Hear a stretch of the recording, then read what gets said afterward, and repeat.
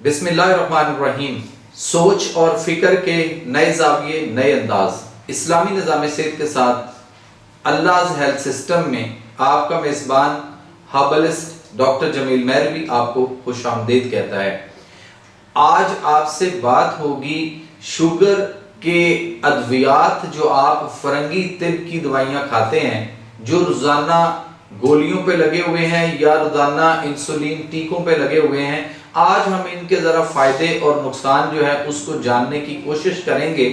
कहीं ऐसा तो नहीं कि हम इस पर बेशुमार पैसे खर्च करके पिछले कई सालों से साल से और रोज़ाना और आइंदा भी जितनी ज़िंदगी पड़ी है हम उम्र भर के लिए जो दवाइयों पे पैसे खर्च कर रहे हैं, ये दवाइयाँ हमें फ़ायदा कर रही हैं या नुकसान कर रही हैं, इनके साइड इफ़ेक्ट्स क्या हैं और इनके जिस्म के ऊपर जो है ना वो मुज़र असरात क्या होते हैं, और हम अपना पैसा जो है वो सारे का सारा कहाँ और किधर जो है वो कहीं ज़ाया तो नहीं कर रहे।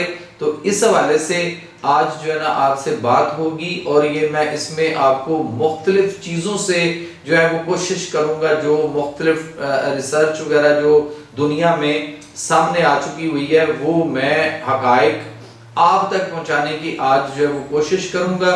उम्मीद है आज का जो हमारा ये एपिसोड है आपको पसंद आएगा और आप इसको न सिर्फ खुद जो है वो देखेंगे सुनेंगे बल्कि दूसरों को सुनाएंगे, बताएंगे।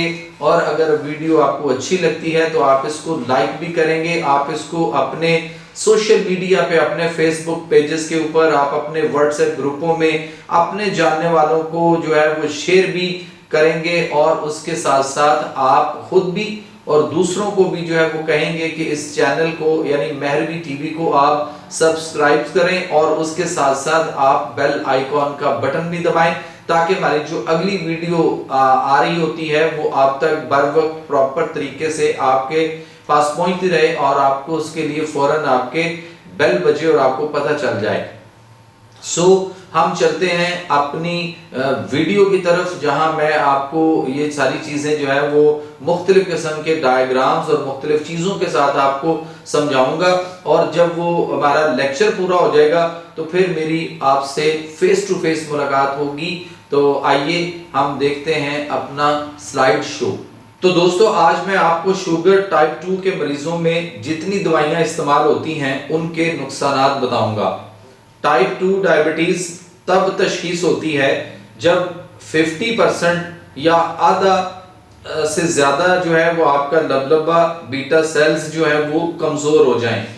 10-12 साल लगते हैं कि जिस्म कोशिश करता है कि कंट्रोल करे, लेकिन आप जो बदपरहेजी कर रहे हैं, जो बार बार खा रहे हैं, शुगर ज्यादा खा रहे हैं, कोशिश करता है, उसके बाद जब वो 50-60 या 40% कमजोर हो जाता है तब आपको शुगर जो है वो बढ़ती हुई नजर आती है और आपको फिर उसकी तशखीस होती है। अभी तक तो वो ये कहते थे कि सारी अद्वियात बड़ी सेफ हैं और बेहतर हैं क्योंकि दुनिया में ड्रग कंट्रोल के 3 बड़े बड़े इदारे हैं। नंबर 1 है food drug agency FDA America. ये सारी क्वालिटी ड्रग की जो है उसको कंट्रोल करता है, अप्रूवल देता है, फिर 10-15 साल दवाई जब चलती है फिर दोबारा अप्रूवल देता है। उसके बाद EMA दूसरा इदारा है जिसको यूरोपियन मेडिसिन एजेंसी कहा जाता है, ये पूरे यूरोप को कंट्रोल करता है। और इंडिया की, क्योंकि इंडिया एक बहुत बड़ा मुल्क है, ड्रग कंट्रोल ऑफ इंडिया, इसको DCGI ये इनकी कंट्रोलिंग अथॉरिटी है। ये सारी बहुत कहती रही ये एजेंसियां कि ड्रग यानी दवाइयां जो हैं ये बहुत सेफ है। इसकी वजह क्या है? ये दवा को कंपेयर कर रही हैं बगैर दवा के। आप एक मरीज को दवाई दे रहे हैं, एक को कुछ नहीं दे रहे। ये सारी ड्रग एजेंसियां कहती रही आपको कि ये ड्रग जो है, ये दवाइयां जो हैं ये सेफ हैं। इसकी क्या वजह है? ये दवा को कंपेयर कर रही हैं बगैर दवा के।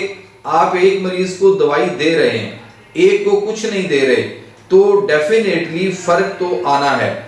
इस दवाई ने कोई ना कोई तो असर करना है और जिसको दवाई नहीं दे रहे उसकी शुगर जो है वो कंट्रोल नहीं होती। इसको कहते हैं प्लासिबो।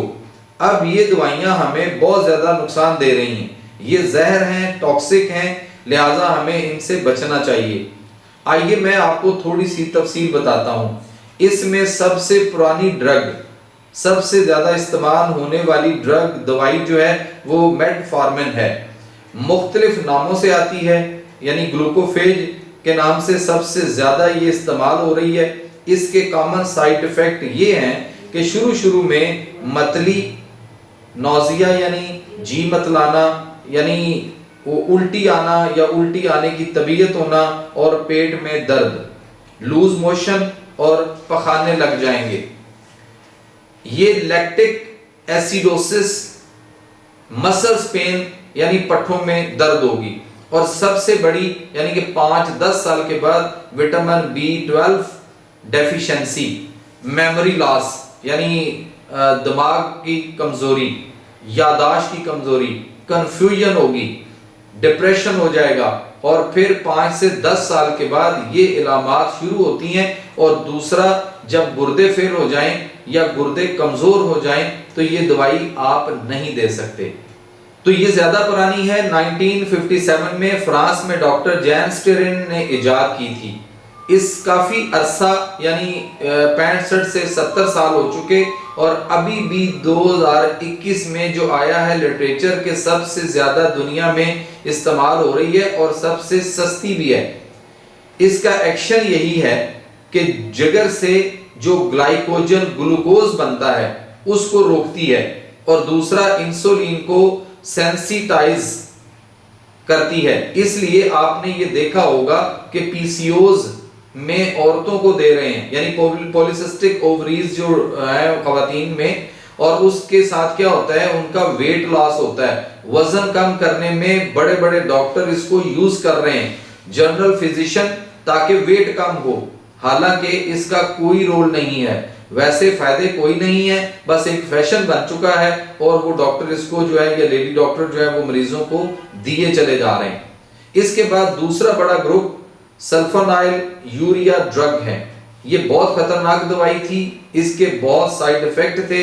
ये क्या करती है, ये पैंक्रियास को मार मार कर उससे इंसुलिन लेती है। कुछ अरसा वो इंसुलिन देगा, जबरदस्ती उससे जो है ना वो काम करवाती है ये ड्रग।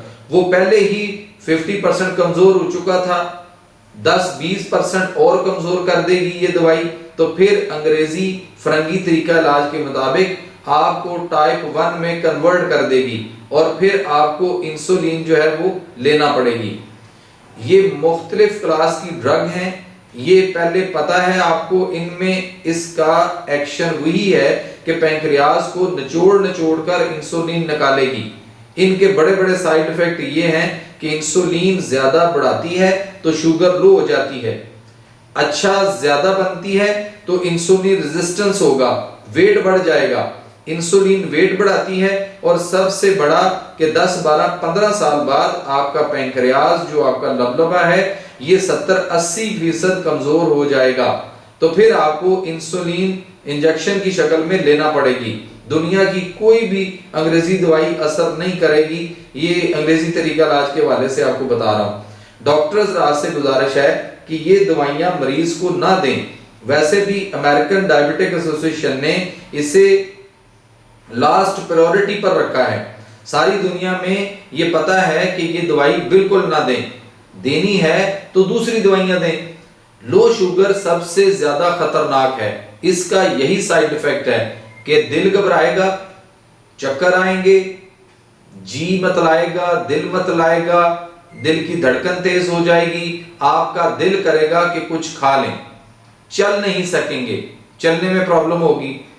मुख्तलिफ मरीजों को मुख्तलिफ किस्म के मसाइल आते हैं, यही खतरनाक साइड इफेक्ट हैं। उल्टी भी शुरू हो जाएगी आपकी, और फिर ना ज्यादा देर शुगर आपने ली तो फिर आप बेहोश भी हो जाएंगे, और फिर ये ज्यादा खतरनाक है। ये फिर जहन में रखें कि शुगर कम होना ज्यादा खतरनाक है। 5, 7, 10 मिनट बाद ब्रेन जो है वो डैमेज हो जाता है आपका। बढ़ी हुई शुगर साल तक आपको नुकसान कम पहुंचाती है, ये जहन में रखना है आपने, इसलिए दवाइयों से अवॉइड करते हैं। ये इसी शोबे की एक नई ड्रग है, बड़ी तेज है, बड़ी तेजी से असर करके शुगर लो कर देती है। बाकी ये भी सारी ड्रग आप जानते हैं मुख्तलिफ नामों से आ रही हैं, ये सारे आपके सामने इनके नाम हैं, ये काफी पुरानी ड्रग हैं। इसके बाद एक नई ड्रग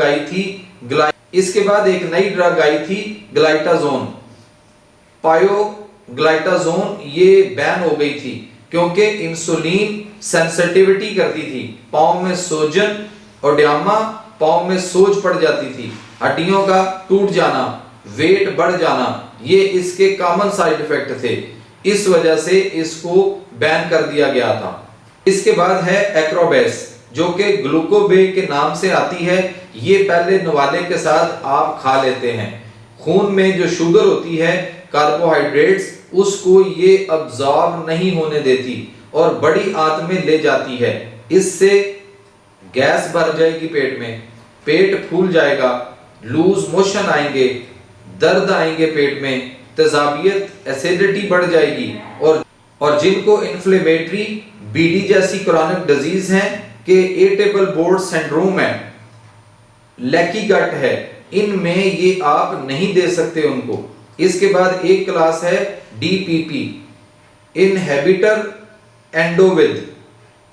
इनकी पहचान ये है कि इनके एंड पर ग्लाइपिटेन आएगा। इसके नुकसानात स्किन एलर्जी और पैंक्रियाटाइटिस यानी लबलबे की सोजश यानी इन्फ्लेमेशन ऑफ पैंक्रियाज, ये बड़ी खतरनाक चीज है। ये लबलबे के कैंसर पे ले जाती है ये दवाई आपको।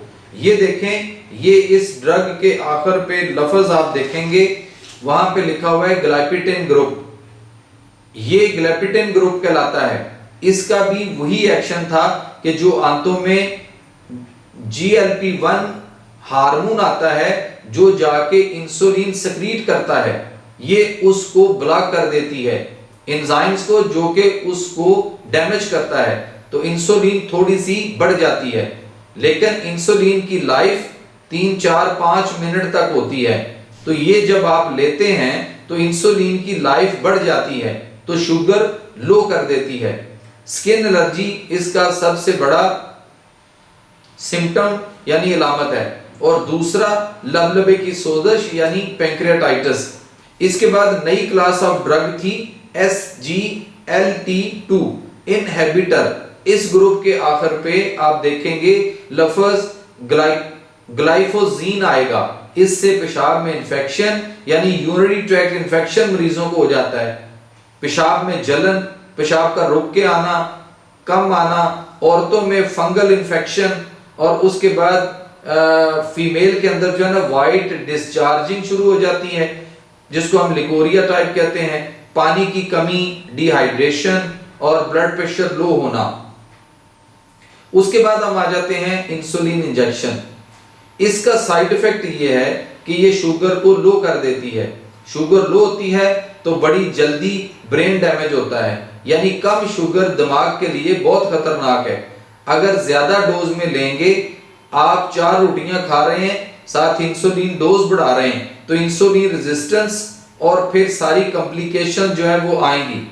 फैटी लिवर हो जाएगा, आपका वेट बढ़ जाएगा, ब्लड प्रेशर बढ़ जाएगा, हार्ट अटैक हो जाएगा। ये इसके नुकसानात हैं। ये देखें, ये है डॉक्टर ब्रेस्टन, 87 इयर्स ओल्ड, यानी 87 साल इनकी उम्र है। इनको 12 साल की उम्र में शुगर हुई और ये पिछले 75-76 साल से रोजाना इंसुलिन लगा रहे हैं। दुनिया की हर कॉम्प्लिकेशन इनको हुई। अभी एक नई ड्रग आई है, इसके बारे में बहुत लोग सवाल पूछते हैं, GLP-1 एगोनिस्ट, जो वेट कम करने के लिए अभी लॉन्च की है। ट्रायल तो इसके पिछले 4-5 साल से हो रहे थे। इसके आखिर में आएगा ग्लोटाइड। इसके साइड इफेक्ट यही हैं कि ये मैदे से खाने को निकलने में ज्यादा टाइम लगाती है। ये यानी आपके खाने को मैदे के अंदर ज्यादा टाइम तक रोके रखती है। 5-6 घंटे तक मैदा खाली नहीं होगा। जब खाली नहीं होगा तो भूख नहीं लगेगी। भूख नहीं लगेगी तो आप खाएंगे नहीं, तो वेट कम हो जाएगा। लेकिन वो जो खाना ओवर टाइम आपके मैदे में रुका हुआ है, वो आपके मैदे में अल्सर करेगा, आपके मैदे में तेजाबियत पैदा करेगा, आपके मैदे को बिगाड़ कर एच पैलोरी की बीमारी तक ले जाएगा। तो ये थ्योरी है इनकी, उसमें उल्टी भी आएगी, लबलबे की सोजिश भी होगी, पैंक्रियाटाइटिस जिसको हम कहते हैं, और उल्टी, मतली, नौजिया, ये इसका एक्शन है।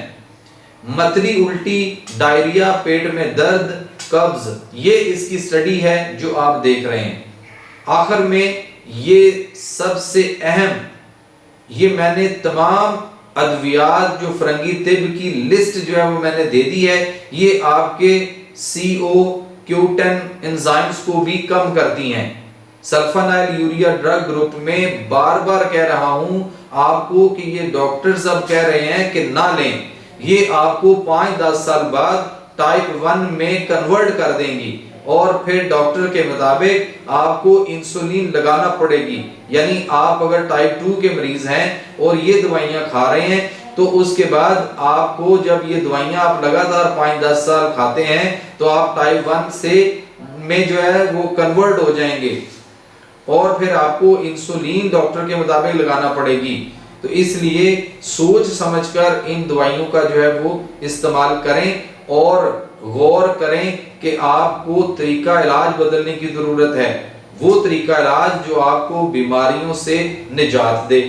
बढ़ती हुई बीमारियों और उनके मसाइल से बचने के लिए सुन्नते नबवी के मुताबिक 2 दफा खाना खाएं, वर्जिश से इन तमाम दवाइयों से जान छुड़ाएं। तिब्बे नबवी और नेचुरोपैथी से आपका इलाज जो है वो मुमकिन है।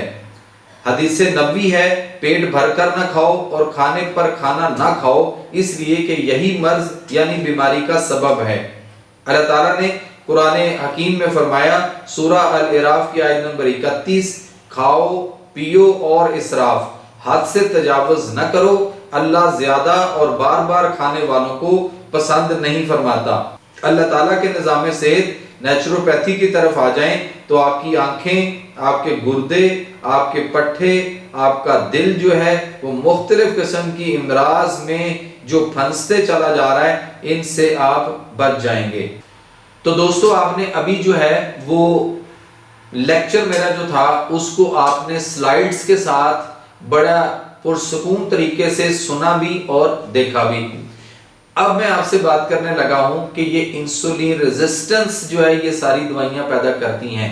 होता क्या है कि आप शुगर कंट्रोल करने के लिए जो दवाइयां खाते हैं या आप जो इंजेक्शन लगाते हैं, उसके बाद आप महसूस करते हैं कि मेरी शुगर पहले 300 थी तो 150 आ गई, अगर मेरी शुगर पहले 400 थी तो 200 पे आ गई। तो आप क्या समझते हैं कि आपकी 150 या 200 जो शुगर कम हुई है खून में, वो गई कहां? वो आपके खून से निकालकर इन दवाइयों ने आपके जिस्म के मुख्तलिफ अज़ा यानी आपके दिमाग में, आपकी आंखों में, आपके जो है वो जिगर में, आपके गुर्दों में, आपके पट्ठों में, आपके दिल में और आपके असाब में, आपके पाँव में, पिंडलियों में, जहां जहां भी मुख्तलिफ जगहों पे हमारे जो खुलिये हैं, सेल्स हैं, ये खून में से शुगर को लेकर ले जाकर इंसुलिन और उसको वहां पे उस सेल के अंदर जो है वो ठोंस ठोंस कर भर देती है। सेल जो है वो आगे से बंद हो जाता है, पैक हो जाता है पूरी तरह से, और उसके बाद फिर उसमें ब्लड सर्कुलेशन, उसमें ऑक्सीजन की सर्कुलेशन और खास तौर पे उसमें जो ब्लड परफ्यूजन रेट है वो प्रॉपर तरीके से नहीं पहुंचता, जिसकी वजह से होता यह है कि आपके वो सेल जो है वो डैमेज होना शुरू हो जाते हैं। जब वो सेल डैमेज होगा तो वो सेल अगर आपकी आंखों के हैं तो आपकी आंखें डैमेज हो रही हैं, आपको अंधापन आ रहा है, आपको सफेद मोतिया, आपको काला मोतिया, ग्लाइकोमा के अटैक्स और ये सारे मसाइल जो हैं शुगर की वजह से जो कहा जाता है कि अंधापन आ जाता है, वो इस वजह से हो रहा है। इसी तरह से अगर आप कहते हैं कि हमारे गुर्दे फेल हो गए, तो ये सारी जो सेल गुर्दों के अंदर जो वो ठोंस ठोंस के ग्लूकोज को, शुगर को भर दिया, छुपा दिया गया था, उसका नतीजा है। पांव कट रहे हैं, 2 लाख पाकिस्तानियों को गैंग्रेन हो रहा है और उनके मुख्तलिफ अज़ा काटे जाते हैं। उसकी वजह भी यही है कि वहां पे जो सेल होते हैं उनके अंदर जो है वो उसको इंसुलिन जो है वो शुगर को खून में से ग्लूकोज को ले जाकर उनके अंदर छुपा देती है। और याद रखें कि जो दुश्मन आपके घर में छुप कर घात लगाकर वार करता है वो बड़ा खतरनाक होता है। तो यहाँ भी यही हो रहा है, इसको समझने के लिए कि आप जब अपने घरों में कोई अचानक मेहमान आ जाए तो आप क्या करते हैं कि आपके घर में अगर कोई कपड़े शपड़े कोई इधर उधर कोई चीजें बिखरी पड़ी हुई हैं तो आप फटाफट उनके सामने चीजों को उठा के घर के कोनों खुदरों में, कमरे के किसी कोने खुदरों के अंदर, या आप अपने सोफे की बैक साइड पे, या आप अपने बेड के नीचे मुख्तलिफ जगहों पे उनको फटाफट पकड़ के जो समेटा समेटी करते हैं, चीजें घर में ही होती हैं, मौजूद होती हैं, सिर्फ वक्ती तौर पर हमें आने वाले मेहमान को दिखाई नहीं देती। यही काम आप कर रहे हैं गोलियां खाकर या इंसुलिन टीके लगाकर, खून में से शुगर को पकड़कर बॉडी के मुख्तलिफ सेल्स के अंदर उसको ठोस ठोस कर आपकी ये गोलियां और टीके छुपा रहे हैं, और आप समझते हैं और आप इस पे बड़े खुश हैं कि हमारी शुगर जो है वो कंट्रोल में है जी। अब तो मैं दवाई खाता हूं तो मेरी शुगर जो है वो 150-200 कम है जी, पहले मेरी 400 होती थी, अब मेरी 150-200 पे रहती है। तो बात यह है कि बाकी शुगर कहां गई, ये सोचना आपने है। मैंने आपको साबित कर दिया कि आपके खून से निकालकर आपके जिस्म के मुख्तलिफ अज़ा के अंदर छुपाई जाती है, और वो अज़ा जो है उसके बोझ के नीचे उनके सेल्स जो है वो डैमेज होते हैं, वो अज़ा जो है वो आपके खराब हो रहे हैं, और आप सिर्फ शुगर को खून से निकाल कर छुपा कर बड़े खुश हैं, और आप इसके ऊपर जो है वो बहुत ज्यादा पैसे खर्च कर चुके हैं। गौर कीजिएगा मेरी इस बात पे। अल्लाह ताला के निज़ाम सेहत तिब्बे नबी की तरफ आ जाएं, नेचुरोपैथी की तरफ आ जाएं, तो आपके इन तमाम मसाइल का जो हल है वो मौजूद है, और आप शुगर की बीमारी से निजात हासिल कर सकते हैं। अल्लाह ताला ने कोई मर्ज जो ऐसा है वो कोई दाइलाज जो है वो है ही नहीं अल्लाह की ज़ात के पास, बल्कि अल्लाह ने फरमाया वनुनज़्ज़िलु मिनल कुरान मा हुवा शिफ़ाअ व रहमतुल लिल मोमिनीन, कि बेशक हम नाजिल करते हैं इस कुरान में ऐसी चीजें जिनमें सरासर शिफा है और ये बाइस रहमत है मोमिनीन के लिए। तो हमें ना दोस्तों मोमिन होना पड़ेगा। मुसलमान सिर्फ मुसलमान होना काफी नहीं, मुसलमान वो है जो अल्लाह और नबी को मानता है। मोमिन वो है जो अल्लाह और नबी की मानता है। काश कि हम अल्लाह और नबी की मानना शुरू हो जाएं, मोमिन भी हो जाएंगे, बीमारियां हमारे साहिब को भी नहीं छू सकेंगी। इस उम्मीद के साथ कि आज का एपिसोड आपको पसंद आया होगा। मिलते हैं अगली वीडियो में। अपने मेजबान, अपने तबीब, अपने मुआलिज हर्बलिस्ट डॉक्टर जमील मौलवी को दीजिए इजाजत। अल्लाह हम सब का हामी नासिर।